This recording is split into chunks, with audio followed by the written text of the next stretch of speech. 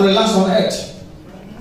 They have relaxed. Thinking here, and you see preachers and Christians, you know what they pronounce? Oh, my generation will not. Who tell you generation? Which generation? We are talking about this generation that it will not even, this generation will not even, let me not go ahead. Exodus chapter 35. Quickly. Yes. Sorry. Philippians chapter 4 verse 17. Anybody? Not because I desire a gift. Paul said, I don't want you to give me money. I don't want you to give me that your car.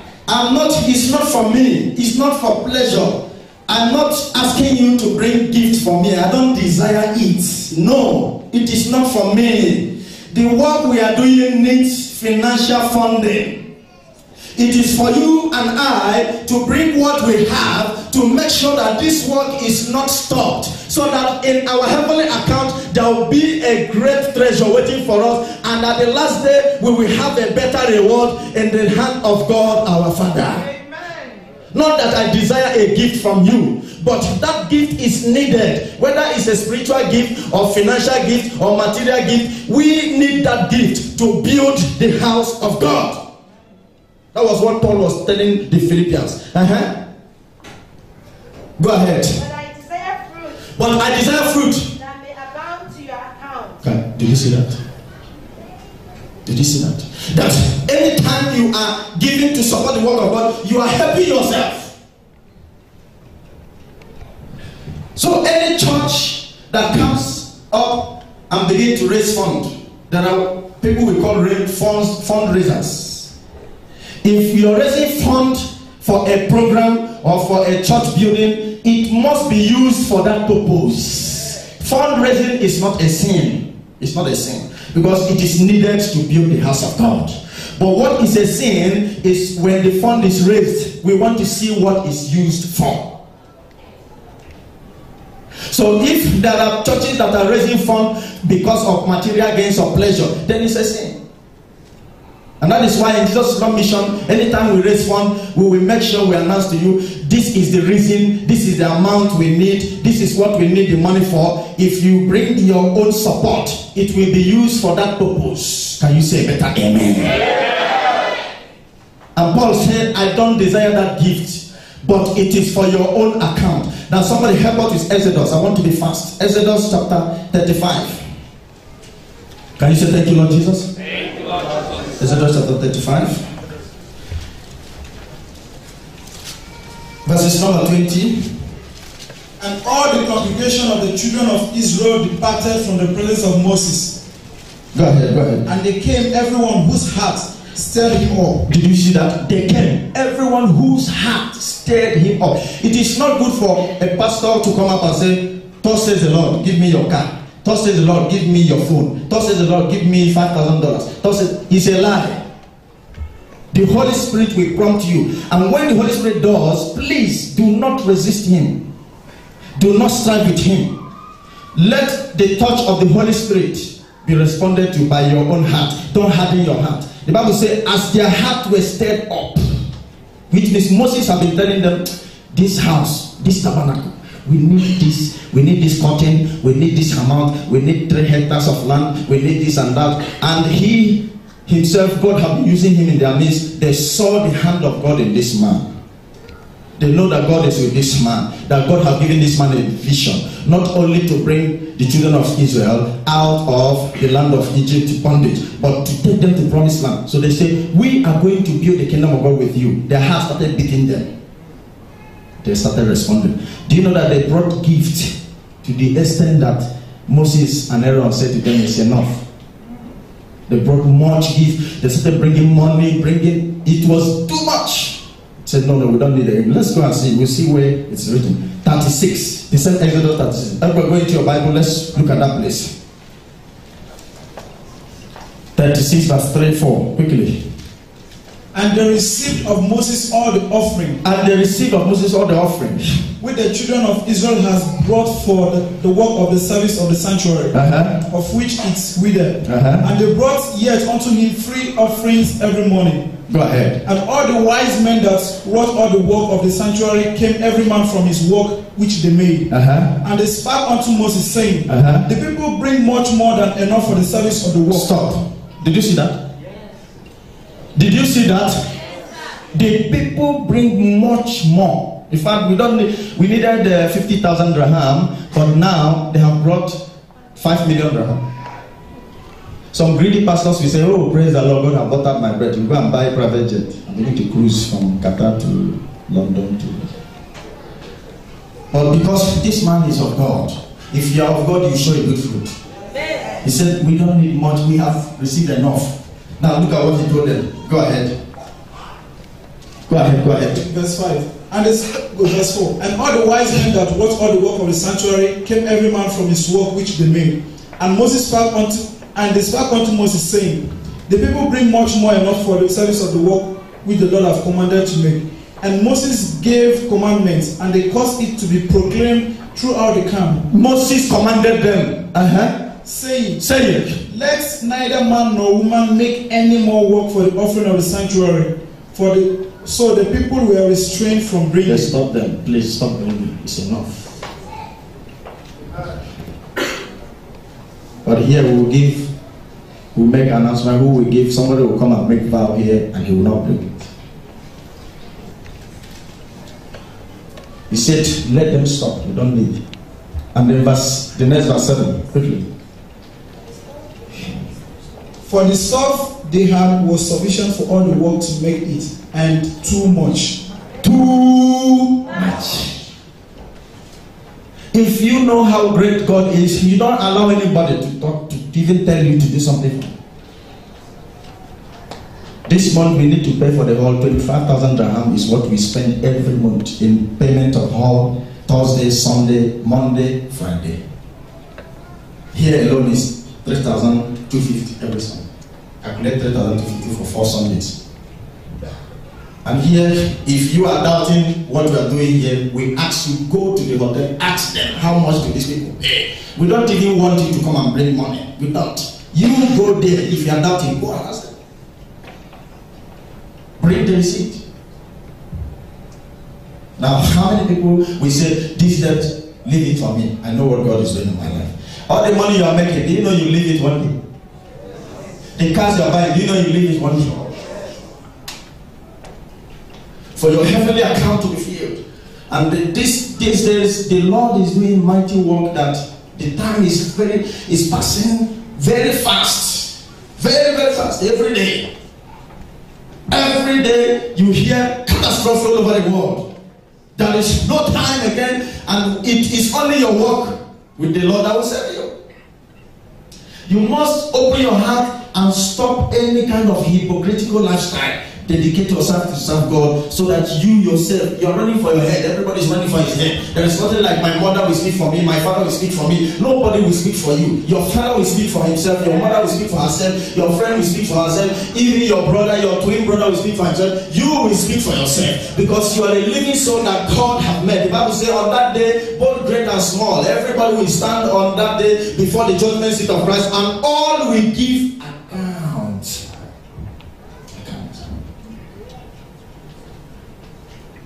So whatever God is giving you is for you to commit it in his kingdom and make sure this kingdom advances. Hallelujah. Amen. Ecclesiastes chapter 11 verse 2, quickly. I want to be fast.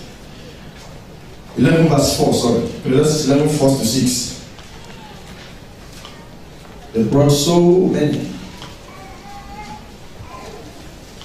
And this year we have lots of work in our hand. How many people will say, Pastor, please don't bother yourself again. Go and preach for us. Concentrate in your own work. Just preach. Allow us. How many of you will say that? How many of you will say, Pastor, from today, let every financial burden be off from you. Just concentrate and do your work. Just go and preach. Whenever a prophet is not concentrating, he cannot do more. Whenever a preacher is not concentrating, he cannot do more. The work needs concentration. 24 hours concentration. And in the house of God, God have called people who will do that. We don't need to pray, Father, send us pillars, send us men who will do this. The men are already here. The pillars are already here. The Lord is blessing them. The Lord is prospering them. The Lord have already made sure that they lack nothing. But the devil have hidden their heart that they don't want to bring out to serve the Lord. Brothers and sisters, I don't want you to go on that day, on that last day, and cry, had I known. It will not be good for you. We're going to look at 2 more places now. Begin to pray. He that observeth the wind shall not do what? He that regardeth the cloud shall not. If you say, I only have 100 dirham.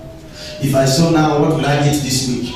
If you observe the wind, you will not sow. If you observe the problems and challenges around you, you will not sow. And once you don't sow, the work will be limited. Amen. Amen. I said amen. Amen. Read 5 and 6.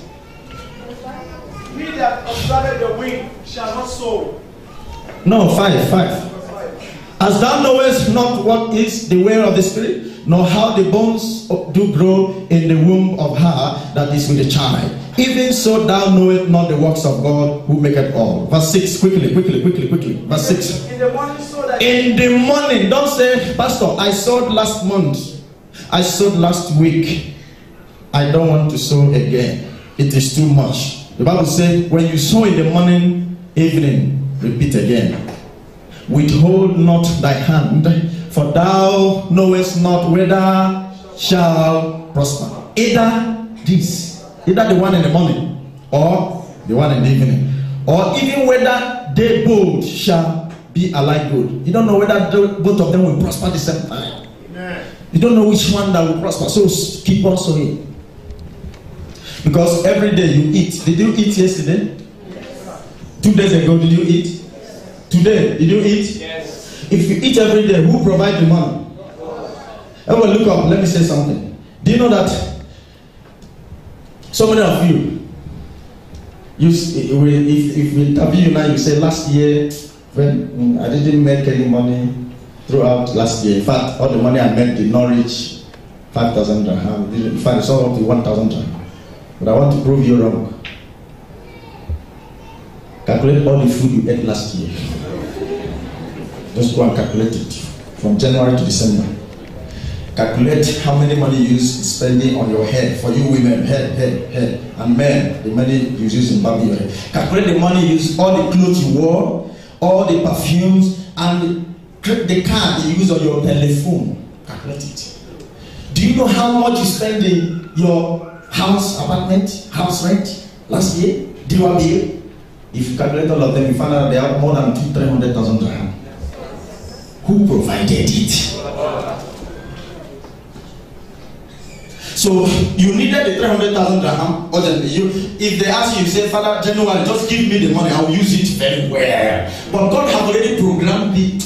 This God is a master plan. He have already fixed it, programmed it throughout the year. That is why He provides for us what we need, not what we want.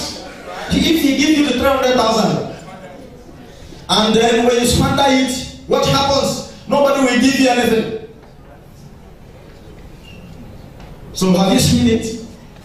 Then begin to calculate the same way from the time you came to Dubai. Maybe you are in Dubai for 5 years. Do you know the money you have ate in your mouth? 500,000 dirham is in that stomach. I'm telling you. But if they ask you, say, I didn't make anything since I came to Dubai, I have not achieved anything. You say, lie. The burger, all the burger you ate, the amount, all of them now are smelling in the toilet. But if I tell you the amount, you won't believe it. If I'm saying something, say, Pastor, you are saying something. Is it not true? The whole food you ate, who provided it? Don't neglect all those things. Your eye is always going to contract, business, breakthrough. Hallelujah. Amen. Hallelujah. Amen. Sow your seed in the morning. In the evening, withhold not thy hand.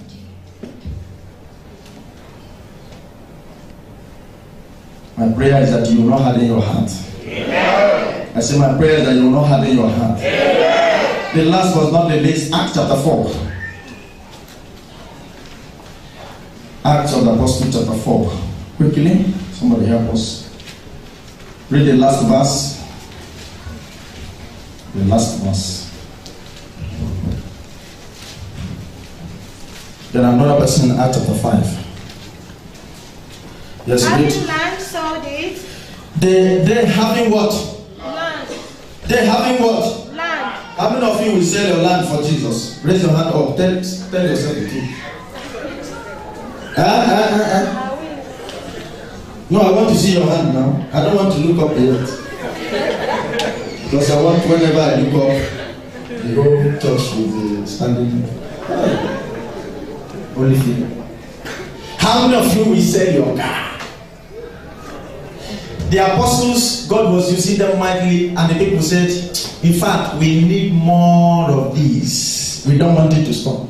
But the Bible, they don't care. Even if it stops, they will. There are false prophets everywhere now. They will change church immediately. Go on.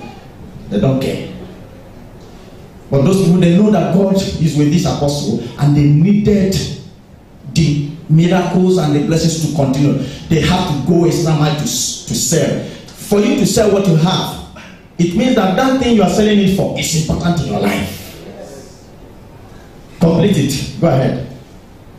And brought the money. And brought the money. And laid it at the apostles' feet. That is humility. At the feet. They didn't say, I'm giving it to the pastor. They didn't say, I'm giving it to the apostles. They didn't say, Peter will eat this money. Peter is, you go and build house with it. You go and buy car with it. No. They knew that the work requires fund. The work of God requires the Holy Spirit and finance. Holy Spirit and finance. Pastor, without the Holy Spirit, without anointing, without finance in the ministry, the anointing becomes annoyance. Though anointed, though powerful, but where is the fund? The fund is in your pockets. Some of you, the fund is in the highway now. 10 cars on the road. And you keep on receiving more. Today is about this and everybody need anointing. What are you doing for God? See that this is for your own good. Everybody's running for his head. Whatever you're doing for God, I will stand and give account. You will stand and give account. Everybody. If you know you don't have money and then you're praying, do you know the reason why many people are still asking God to bless them? And God has not blessed them. Because God does not want to be disappointed again. A lot of people have disappointed Him. Those people who were blessed before you, do you know how many vows they made? Do you know what they said to God? Do you know how they promised to serve God effectively? And finally God blesses them. They run away. So God does not want the same. Praise the Lord. Hallelujah. Stand up wherever you are. Building for God. This month we need 25,000. 25. January have expired. You don't have money to pay for the new month. I have to leave my program halfway to run down to Dubai to visit and pray for you people today, because I know if I don't come here today, all of you will go vacation. My program has not finished where I am. I have to rush down to minister to you. What are you doing for me? This great mission God brought on the platter of gold, kept in the land of Dubai. Everybody is just matching the mission, kicking the mission, using the mission as a dustbin. Nobody cares. Just dumped it. Dumped it.